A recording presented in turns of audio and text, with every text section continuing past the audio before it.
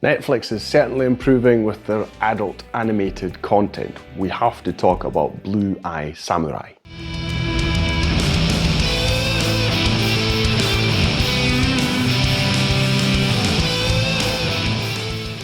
Hi, my name's Drew and welcome to another review video on Flying Wiener. Now it's quite possible that Blue Eye Samurai somehow flew under your radar. It's also quite possible that you think it's an absolutely stupid name.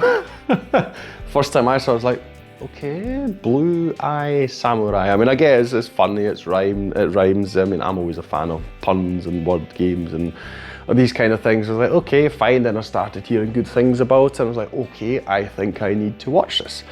And I'm so glad I did, and so this is now me sort of paying it forward. You know, if you haven't heard of it, if you like animated stuff, if you particularly like animated things that are directed at adults, you should watch this, especially if you like Japan and samurais and those kind of things, those animes, then you know, you really should watch this because quite easily I could see, I mean, just with the quality of it and the story and everything, it feels just like a Japanese anime, to me at least, you know, but I'm not an authority on the subject, not anywhere close to that. I'm just saying as a fan of the animes that I've watched till now, this to me, you know, is of the same quality and I'm really happy about that. It's really cool. It's great to see that Netflix is producing these kind of things, you know, and actually just before recording this, I heard that they were actually doing a second season of it. So that's really great. It was very successful. Obviously, I'm very happy because I want to see the main character's story continue. What is this show actually about? We are in Japan.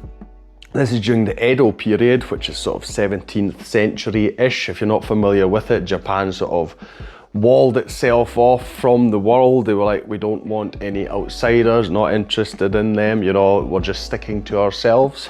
We are focused on, well, a girl, but we actually see her, you know, age and into adulthood. A woman, her name is Mizu. She is voiced by Maya Erskine, and she is the so-called Blue Eye Samurai, the titular one. Why is it a Blue Eye Samurai? What's the story behind it? Well, it's actually quite simple. Now, like I say, this is the Edo period, so like I say, no outsiders, no foreigners, but she doesn't look Asian because she's got blue eyes, and you know, from her appearance, she does not look like the typical Japanese people. She's got blue eyes because there are, on the island, which she learns, there are still 4 people on this island who, despite, you know, they're being prohibited, are actually foreigners, and she learns that one of these 4 must be her father.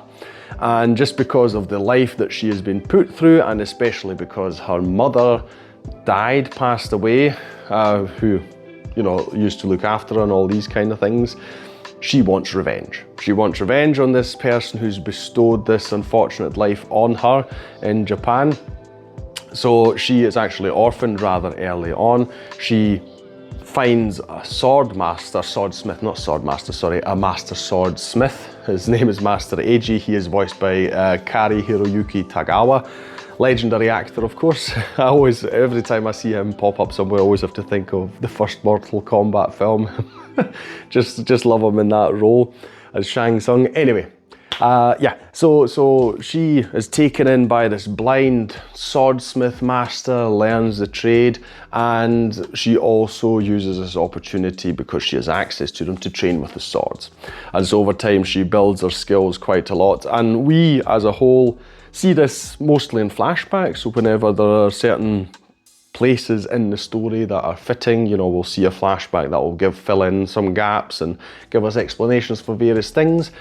But we basically see her on this story of revenge. So she's out to get these 4 white men. Now, a slight spoiler here, during the first season we actually only encounter one of them.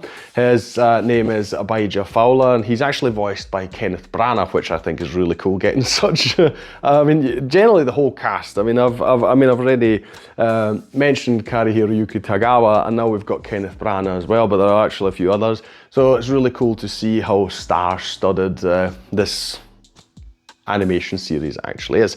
So yes, so she's out to hunt him. He's sort of hidden away quite secretly actually by not the Shogun. The Shogun is obviously the big warlord who decreed, you know, that Japan would be walled off, but by one of his subordinates called Heiji Shindo, voiced by Randall Park, again a very well-known actor.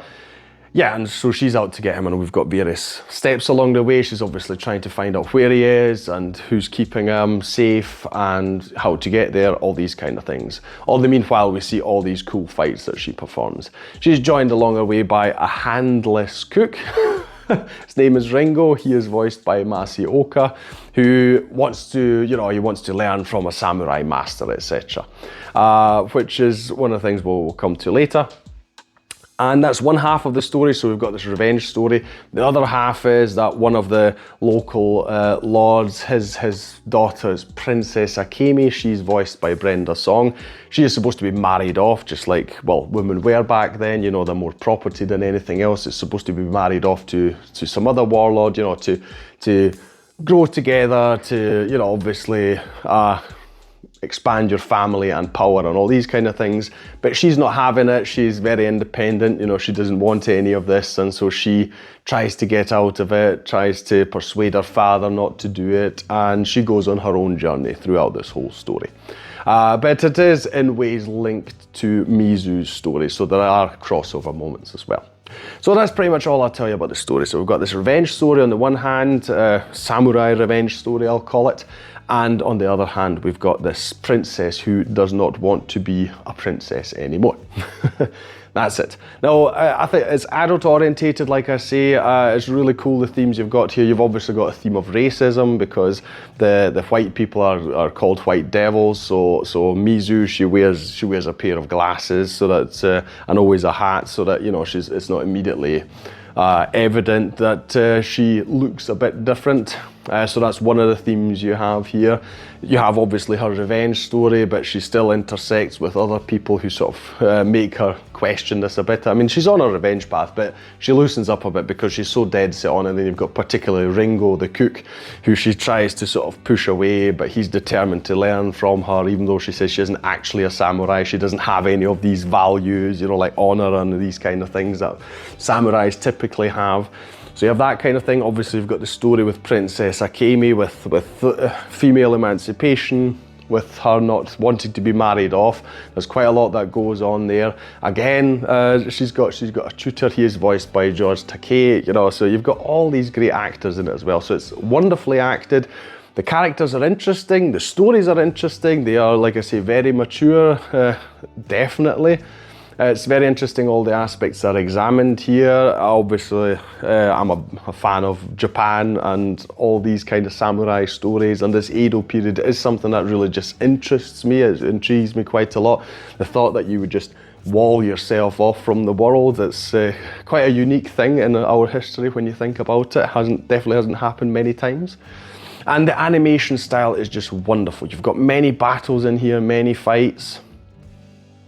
They're, yeah, just wonderfully animated. The colors are incredible. So just visually, this whole thing is so appealing just for that alone. But the story, everything that lifts it up, it really elevates it to definitely easily very, very above average animation, particularly for adults. So if you've got Netflix, I definitely recommend you watch it. It is a very interesting thing. It's a cool story. I like it quite a lot. Yeah, there are a lot of great characters in here. There are even enough that I haven't mentioned yet, and they play big parts in it, you know. So yeah, there's a lot to see here. I'm very much looking forward to the second series of this show. That'll be all from me today. If you enjoyed this video, please like, share and subscribe. It is the best way to support this channel. Leave a comment down below if you've seen Blue Eye Samurai. Tell me what you think of it. How does it compare to other things? Do you have others, you know, series, shows, films that you would recommend or along these lines, because I think it's quite a cool story? Any and all of that, if you want to say something, put that down in the comments below. I'll thank you for watching this video, and I'll see you in the next one on Flying Wiener. Take care.